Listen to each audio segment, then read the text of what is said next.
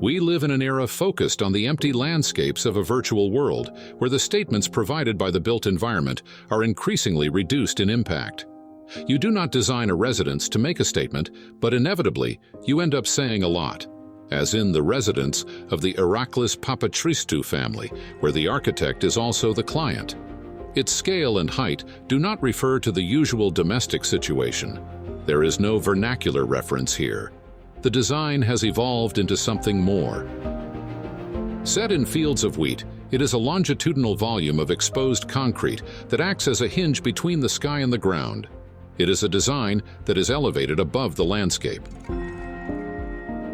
The entrance, a singularly impressive void that traverses half the length of the entirety, acts as a ceremonial bridge into the world within.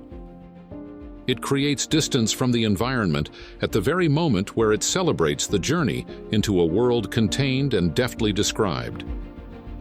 It is the most powerful element of all, neatly juxtaposed by a deliberately awkward tree. This is in the form of a massive volume, which reduces on two of its sides as it moves up towards the door at its ends. The language of scale and progression shouts out at you.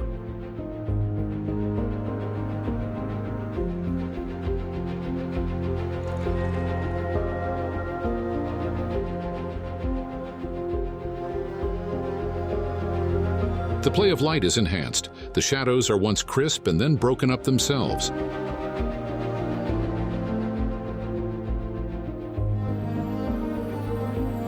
It is a formal dance of the unexpected.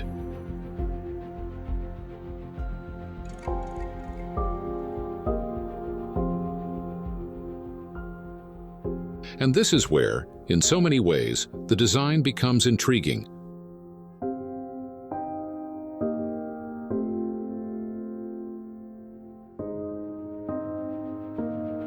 The openings on the surface are few and guarded. On the northwest facade, they are cut out of the concrete surface. They are cut out and folded out, forming protective and directional shields to the openings.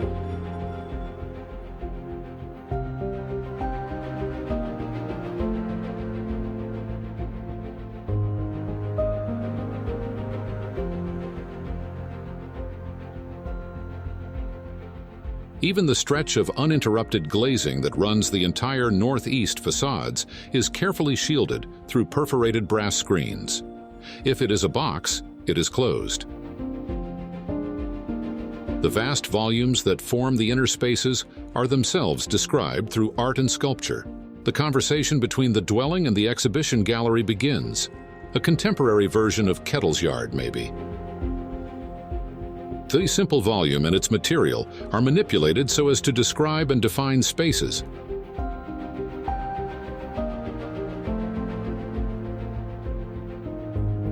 Small expressions and mannerisms appear to inform the surface of the volume. The folds are comfortable and yet precise, cutting, a deft exercise in restraint.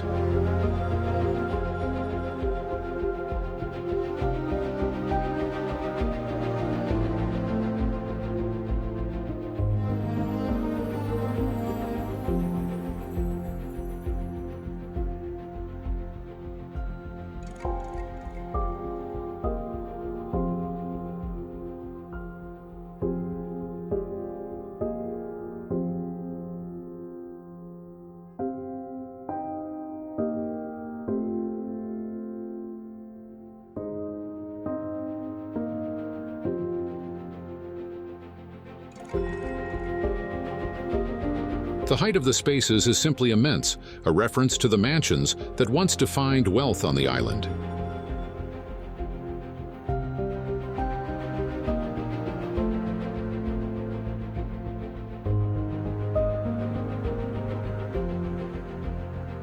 The elevated language of the piano nobile is a further nod to the vernacular. But the concrete and crisp marble surfaces and the simple long lines make sure the result is solidly contemporary.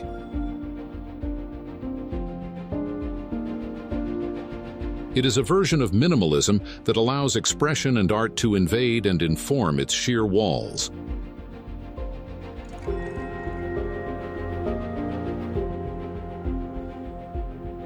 It is a statement, an architect flexing carefully controlled muscles. It is a statement that allows for statements within it.